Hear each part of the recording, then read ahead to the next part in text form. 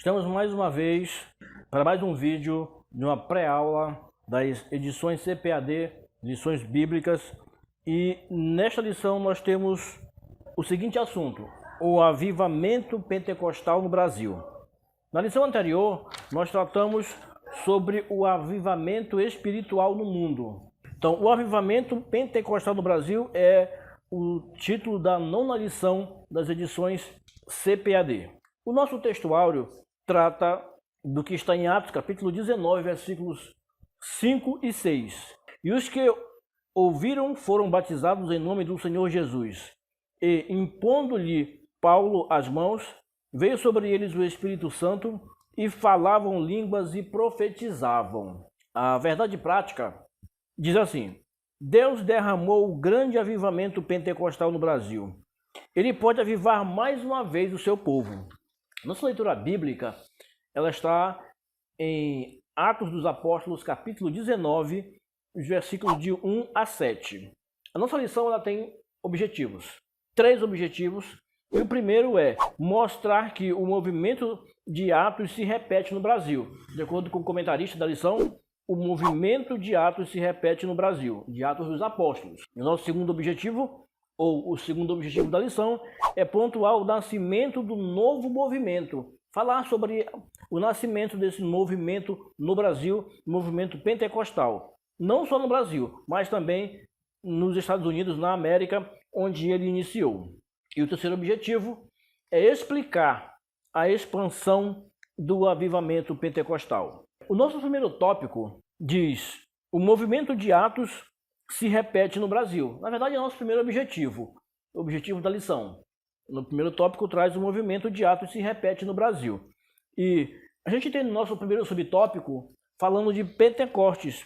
Pentecostes entre os salvos. Uma questão interessante é que o comentarista vai tratar aqui sobre o que é mostrado em Atos 19, capítulo 2, Atos capítulo 19, versículo 2, e também vai fazer uma referência a Atos 19, versículos 1 a 7, de 1 a 7, ainda complementa esse texto sobre o qual estamos falando, esse assunto sobre o qual estamos falando.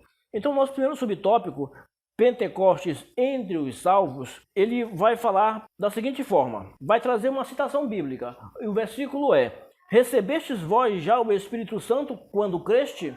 Só que ele refaz essa pergunta de outras maneiras. Ele diz que essa pergunta pode ser feita de outras maneiras.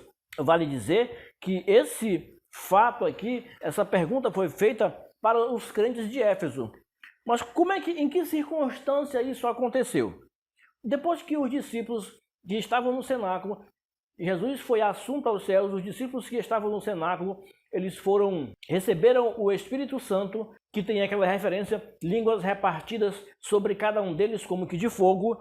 Então, depois que eles receberam o Espírito Santo, eles saíram na divulgação do reino, do evangelho, falando acerca da salvação, acerca de Cristo. Eles estavam agora revestidos de poder porque eles receberam o Espírito Santo. Antes, eles eram salvos, sim, eram crentes, sim, crentes da forma de dizer mais contemporânea, mas eles eram salvos, sim.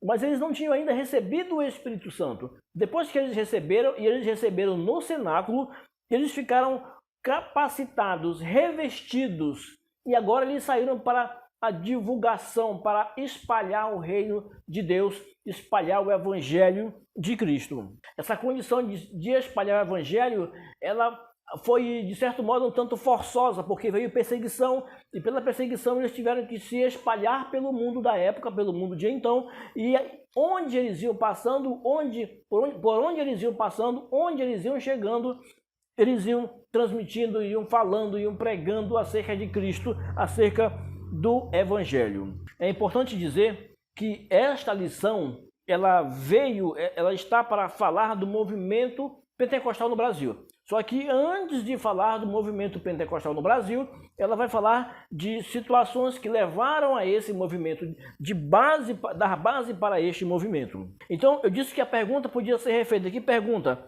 recebestes vós já o Espírito Santo quando creste? Essa pergunta foi feita lá para os crentes de Éfeso, porque à medida que os crentes iam se espalhando, eles iam criando comunidades. E comunidades de crentes de pessoas que aceitavam o evangelho, aceitavam a Cristo, mas não tinham ainda recebido o Espírito Santo. E quando os discípulos iam chegando e iam encontrando comunidades, quando os apóstolos chegavam em lugares e encontravam comunidades cristãs, eles perguntavam: vocês já receberam o Espírito Santo quando vocês creram?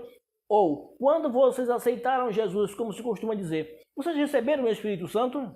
E quando eles diziam não, só tinham aceitado, eles só estavam salvos, então os apóstolos estendiam as mãos, faziam a imposição de mãos e eles recebiam o Espírito Santo, esse revestimento de poder.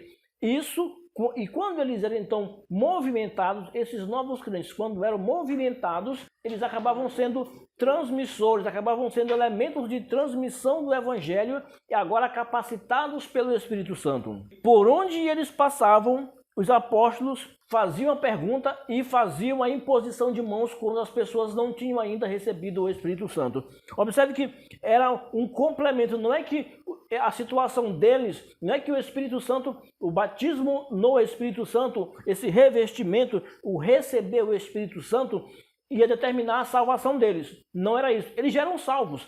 Eles já tinham aceitado a Cristo, mas o Espírito Santo vinha como um revestimento de poder, como um detalhe a mais capacitador, para encher, para revestir, para deixar eles a cada instante mais preparados para a missão que eles iriam desempenhar, que seria bastante árdua. O nosso segundo subtópico vai falar sobre a plenitude do Espírito Santo. E quando ele fala de plenitude do Espírito Santo, ele está falando de duas experiências. Ele destaca, melhor dizendo, o comentarista destaca duas experiências.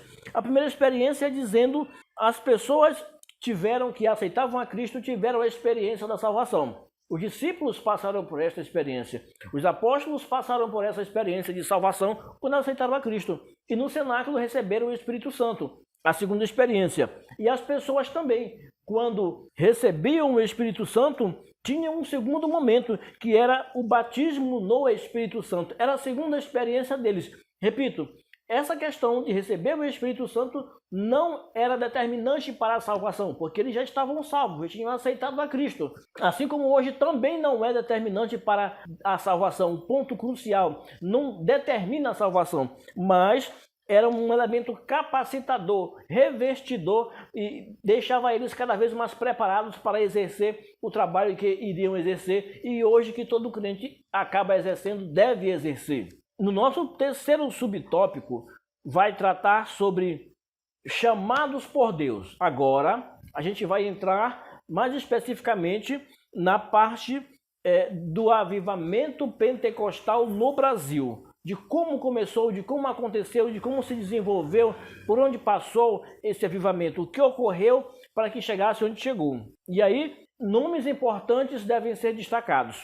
Daniel Berg, Gunnar Wingre, são dois nomes importantes nesse papel do desenvolvimento, da chegada do movimento pentecostal no Brasil. Essas pessoas, quando chegaram aqui, aliás, antes disso, quem era Daniel Berg e Gunnar Wingre? Eram dois missionários suecos e eles, no início do século XX, eles estavam nos Estados Unidos, passaram nos Estados Unidos e nos Estados Unidos acontecia outro movimento. Além dos tantos que já aconteciam, de certo modo, um movimento inspirado no avivamento que ocorreu em País de Gales, onde Evan Roberts foi o principal elemento, instrumento de Deus para que acontecesse aquele avivamento lá, onde em menos de um ano, cerca de 10 meses, cerca de 100 mil pessoas aceitaram a Cristo, foram alcançadas pelo Evangelho. Quando os missionários suecos chegam nos Estados Unidos, eles encontram lá, eles têm contato com esse momento de avivamento, com essa experiência de avivamento, de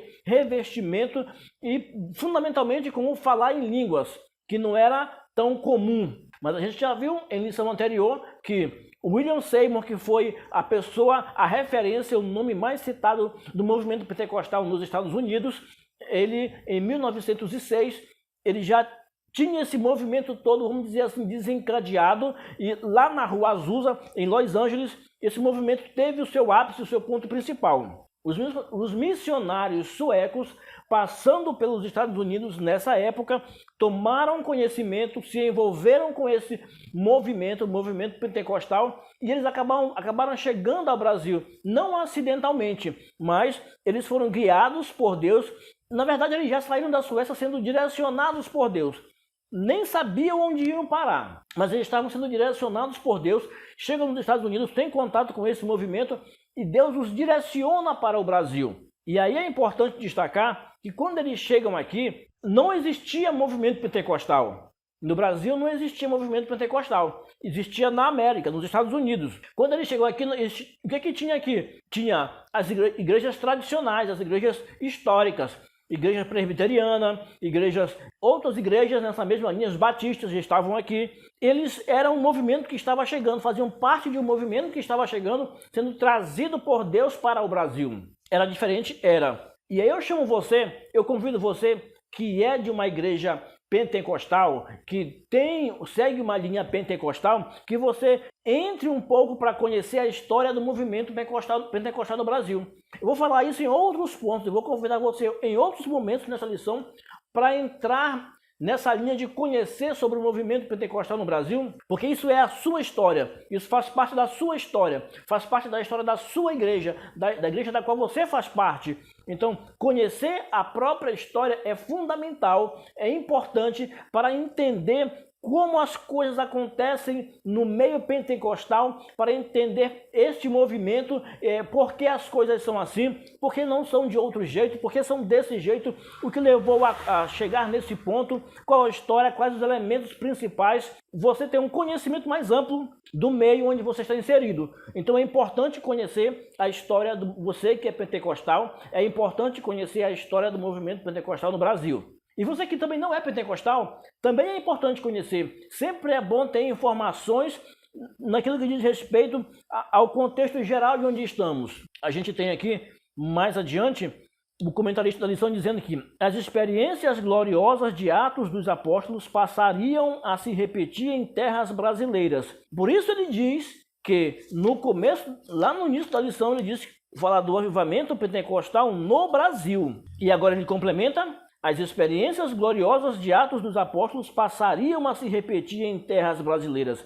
Aquilo que acontecia antes, que aconteceu antes lá em Atos dos Apóstolos, relatado no livro de Atos, isso passaria também a acontecer aqui no Brasil, de acordo com o comentarista. Talvez não na mesma proporção que aconteceu lá no livro de Atos, que é narrado no livro de Atos, mas acontece também aqui no Brasil situações muito parecidas, muito próprias do movimento pentecostal, até do falar em línguas, desse envolvimento com o Espírito Santo e do Espírito Santo com as pessoas. Então são experiências que se repetiriam no Brasil, que se repetiram no Brasil, que aconteceram de novo e aconteceram no Brasil. No nosso segundo tópico, que vai tratar sobre o nascimento de um novo movimento. E nós temos o subtópico 1 dizendo a pregação do avivamento pentecostal. No Brasil, houve um chamado de Deus para que um povo vivesse na plenitude do Espírito. É importante destacar esse detalhe. No Brasil, houve um chamado de Deus.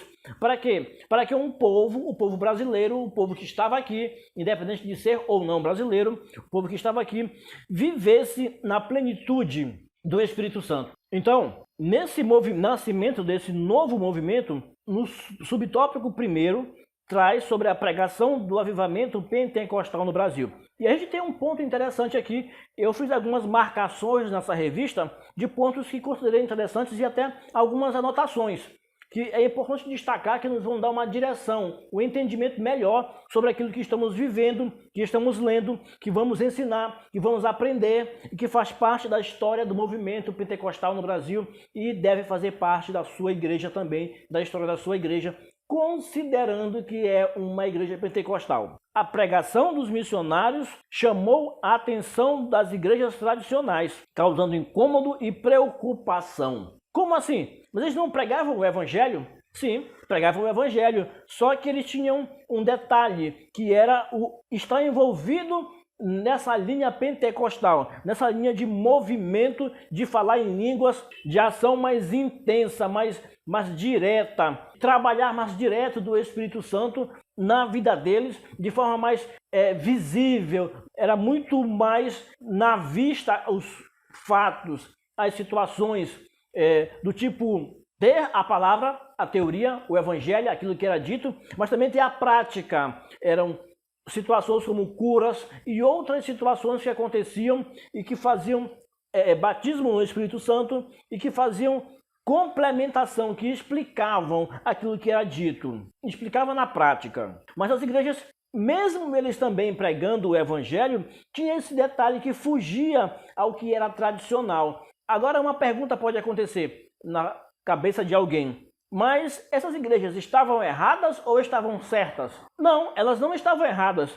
Era uma questão de ser um elemento novo, uma prática nova dentro do evangelho, dentro da pregação do evangelho, dentro do que se estava acostumado a ver e até daquilo que as pessoas estavam acostumadas a fazer, a ouvir, a praticar. Então, não é que as outras igrejas estivessem, as igrejas tradicionais, históricas, estivessem erradas. Não é que estivessem erradas. É o movimento pentecostal, por aqui, é que era novo, é que era diferente. As pessoas não estavam acostumadas com aquele modo de pregar o evangelho, de viver o evangelho, de viver a vida em Cristo. Era um modo diferente. E esse novo tinha que passar por um processo de adaptação para algumas pessoas, porque não era tão fácil sair do que eu estou... Não é tão fácil deixar o que eu estou acostumado ou não deixar, mas entender que aquilo que está chegando também pode estar certo, só que feito de outro jeito, mas pode estar certo também. Então, a experiência do novo, ela pode ser, para algumas pessoas, um pouco intrigante, um pouco demorada para ser digerida, para se acostumar com a ideia, para entender o que está acontecendo. Muita gente não entendia, a maior parte das pessoas não entendia, praticamente ninguém entendia muito bem o que estava acontecendo, porque era tudo muito novo, mas aquele movimento era novo para a região, para o Brasil. Ninguém conhecia, era novo até para a América, onde ele aconteceu, de forma mais efusiva, mais forte. Então, o ambiente com isso, o ambiente religioso, digamos assim, ou o ambiente das igrejas, ele não ficou tão confortável. Porque quando esses missionários suecos chegaram aqui, eles foram para uma igreja. E nesta igreja onde eles foram, eles começaram a se comportar do jeito que eles estavam acostumados, do jeito deles, do jeito pentecostal deles de ser, que eles trouxeram. E aquela igreja era uma igreja tradicional, histórica, não estava acostumada com essa prática. Então, essa diferença no culto começou a ter uma certa dificuldade de trazer uma certa dificuldade de entendimento para as pessoas. E essa diferença do culto foi um ponto que levou essas igrejas tradicionais, históricas, a tomarem um posicionamento. E que posicionamento foi esse? O que as igrejas históricas ou tradicionais fizeram foi para quê? Para manter o equilíbrio diante do novo, daquilo que era novo. O que eles fizeram? Eles fizeram uma reunião e nessa reunião eles iriam decidir o que fazer. Se mantinham aquelas pessoas ali dentro, aqueles 2 missionários ali dentro, ou tirariam eles do meio, porque poderia perder o controle e eles saírem da situação de onde estavam, no ponto em que estavam acostumados. Porque aquilo, repito, era novo para eles. Só que o que eles fizeram acabou sendo exatamente, eu diria, o plano de Deus. Deus sempre direciona as coisas para acontecerem do jeito que Ele quer que aconteçam. Durante toda a história, isso tem acontecido, tem se mostrado assim. Deus vem agindo e fazendo do jeito que Ele quer, e nós não percebemos, normalmente não percebemos que Ele está agindo daquela forma, ou que uma determinada forma é a forma que Deus está agindo, a gente não percebe, não entende. Depois do fato é que a gente normalmente vai entender e compreender. Isso foi Deus que fez, porque normalmente isso não aconteceria dessa forma. Então, para acontecer assim e dar certo e chegar nisso que chegou, então teve a mão de alguém superior, no caso, teve a mão de Deus. E era o que estava acontecendo. Eles acabaram tendo que sair dali, daquele ambiente, porque eles eram, vamos dizer assim, elementos estranhos àquela prática, àquela liturgia, aquela forma de adorar, aquela forma de se reunir, de prestar culto ao Senhor. Isso estimulou o crescimento do movimento. Porque se eles ficassem ali dentro, ou eles se adaptariam ao que já estava, ou a igreja que estava ali teria que se adaptar ao movimento, ou teria uma dificuldade, uma espécie de racha dentro da igreja. Então, para que isso não ocorresse, chegou-se à conclusão de que eles deveriam sair. E eles saíram. Quando ele sai, saem algumas pessoas com ele, por volta de 18, 19 pessoas saem também da igreja, aderindo a esse movimento, e eles vão iniciar o movimento pentecostal no Brasil, propriamente dito, agora de forma, digamos assim, independente. Eles vão se reunir na casa de alguém e na casa de outras pessoas, até terem um ponto fixo para fazer, para construir um templo. Mais uma vez eu chamo você para o entendimento, para a pesquisa, para a busca, para o entendimento sobre a história do movimento pentecostal no Brasil. Você precisa entender, precisa procurar, precisa pesquisar, precisa procurar ler sobre o movimento pentecostal no Brasil. Aqui não dá para falar tudo, mas é uma questão de pesquisa, de você que é professor da escola dominical, este é um assunto que você precisa dominar. Você precisa compreender, saber de onde veio, como ocorreu, como chegou aqui, saber detalhes para poder explicar, para poder falar aos seus alunos. E você, aluno, também deve saber, porque é parte integrante, esse conteúdo é parte integrante da sua vida como pentecostal. O nosso segundo subponto, ele vem falando sobre o crescimento e perseguição. Obviamente, falando de evangelho, não existe crescimento do evangelho genuíno, verdadeiro, sem que haja dificuldades. Pode até ter crescimento sem muitas dificuldades por aí, ou teoricamente até sem dificuldades, mas eu tenho dificuldade de entender, e eu sei que você também tem, para não dizer que é impossível, que crescimento do evangelho genuíno, que a expansão do evangelho verdadeiro, autêntico, genuíno, ele chegue em pontos grandes, desenvolva bastante, sem que haja dificuldade, perseguição, oposição, enfrentamento. E foi o que aconteceu. As perseguições contra os pentecostais eram grandes.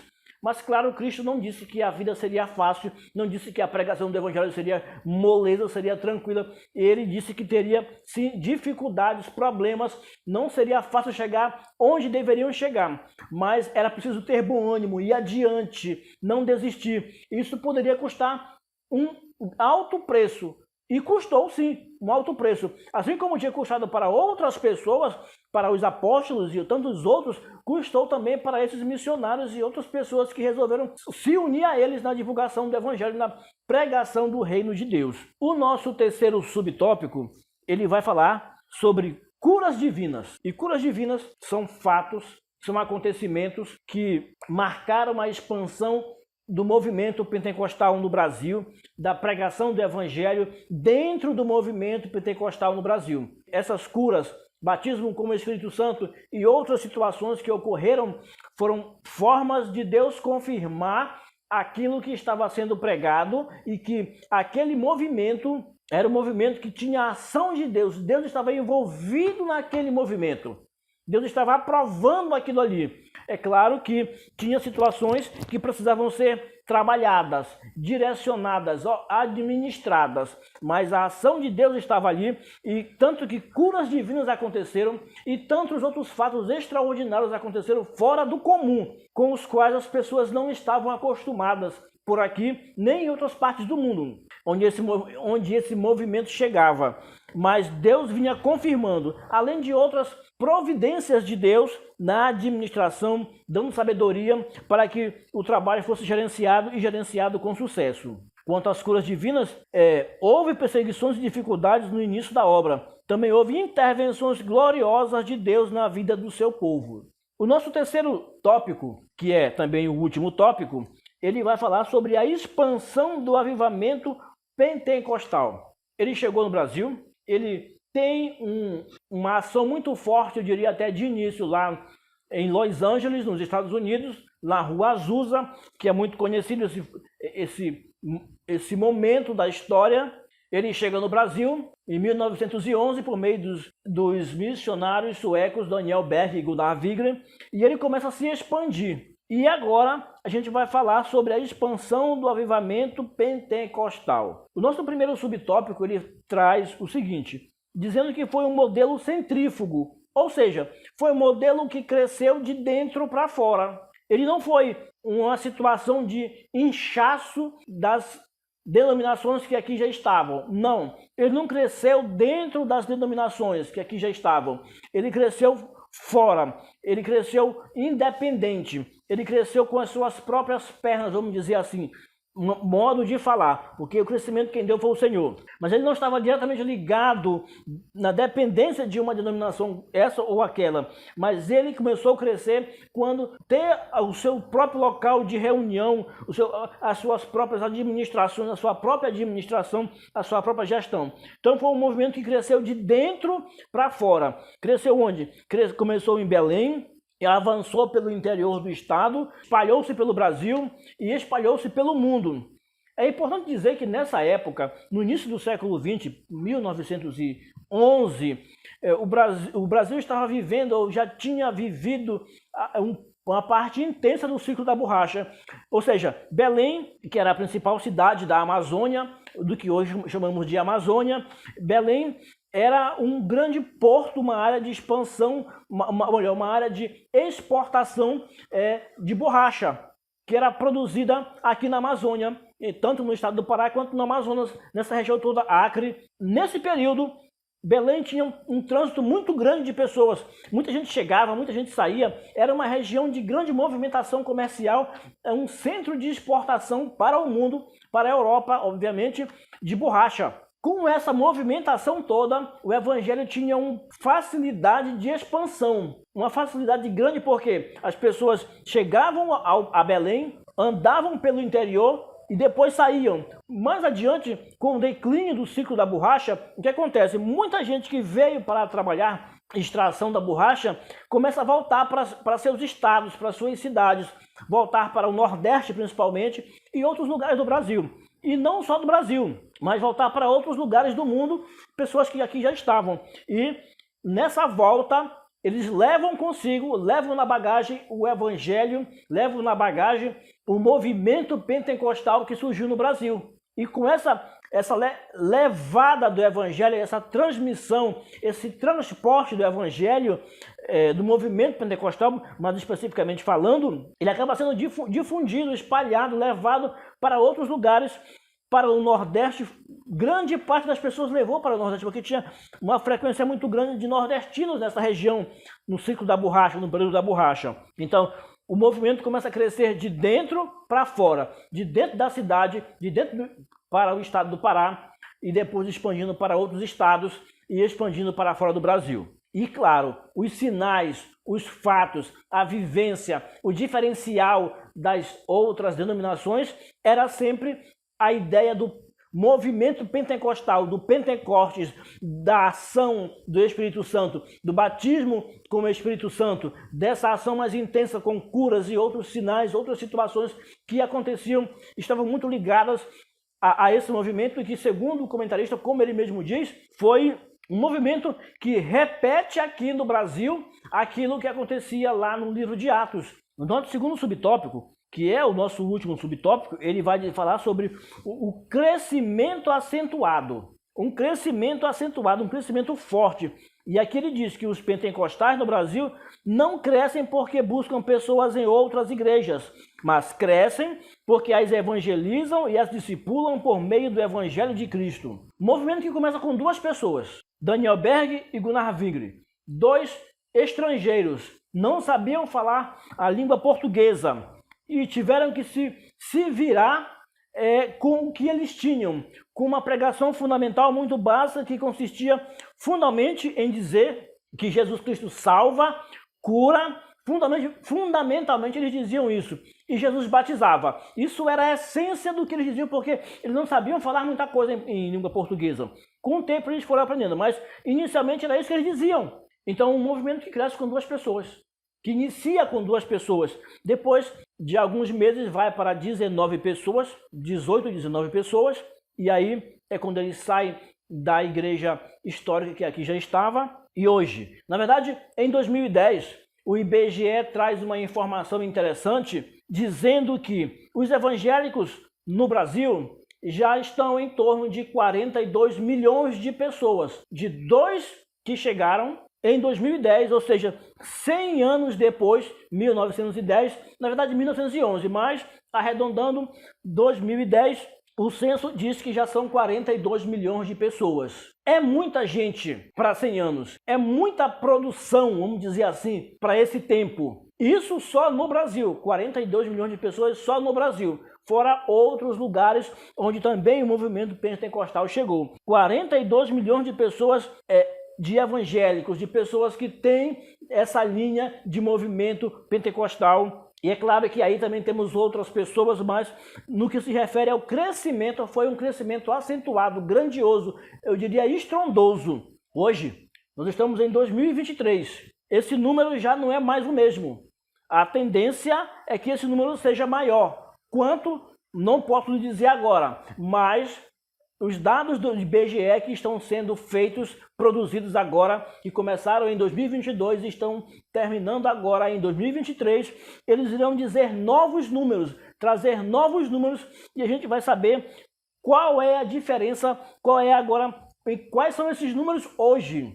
Isso significa dizer que foi uma obra que deu certo, que foi um movimento que deu certo, que foi um movimento que teve a aprovação de Deus, que Deus estava envolvido nele, que o Espírito Santo estava envolvido e estava e está envolvido nele, porque senão não chegaria onde chegou, como chegou, nas circunstâncias que viveu e atingindo o ponto, os números que atingiram hoje. A nossa conclusão vai trazer o seguinte: o comentarista conclui dizendo que antes do avivamento pentecostal em solo brasileiro, o que dominava o cenário religioso era o sistema de doutrina das igrejas históricas, que não admitia o batismo no Espírito Santo, que enfatiza o batismo no Espírito Santo como um sinal evidente de falar em novas línguas, a evidência desse batismo. Essas manifestações espirituais fundadas na palavra de Deus são marcas do verdadeiro avivamento pentecostal no Brasil. Então, antes tínhamos uma linha vamos dizer assim, de pregação, de liturgia, de comportamento, uma linha de evangelho pregado. Hoje, não é que tenhamos um evangelho diferente, é o mesmo evangelho, só que dentro do movimento pentecostal e não mais do movimento histórico tradicional, digamos assim, nós temos essas práticas que é o batismo com o Espírito Santo, evidenciado por meio do falar em línguas. Isso é fundamental dentro do movimento pentecostal no Brasil, ou do avivamento pentecostal no Brasil. Eu volto a dizer um detalhe que falei no começo. O batismo com o Espírito Santo não é determinante para a salvação. O que salva é o sacrifício de Cristo na cruz. Ele morreu para salvar, ele veio para isso. É isso que determina a salvação. Não é o batismo com o Espírito Santo. Ele é um revestimento de poder, ele é uma capacitação. Dá uma condição para fazer um trabalho e fazer um trabalho de uma forma diferenciada, digamos assim. O revestimento de poder, ele tira o medo de levar a palavra, ele dá coragem para levar a palavra, ele dá estrutura, ele impulsiona, ele leva as pessoas a ter condição, a ter estímulo para chegar em lugares que normalmente eles achavam que não poderiam chegar, mas o Espírito Santo os leva. A gente pode observar isso quando os discípulos estavam lá no cenáculo reunidos. Cristo tinha morrido, aliás, até antes do cenáculo, Cristo tinha morrido e eles estavam com medo. O ambiente era tenso, mataram Cristo. Então, os seguidores também poderiam ser perseguidos. Eles estavam com medo e não sabiam muito o que fazer, como que sem direção. Tanto que Pedro diz assim: eu vou voltar à minha velha vida, eu vou pescar. Está lá em João capítulo 8. Mas, quando eles recebem, quando eles estão agora revestidos com o poder, Pedro se levanta e prega, e na sua primeira pregação, cerca de 3.000 almas aceitam a Cristo. Mais adiante, Estevão prega e muitas almas, milhares de almas vêm a Cristo.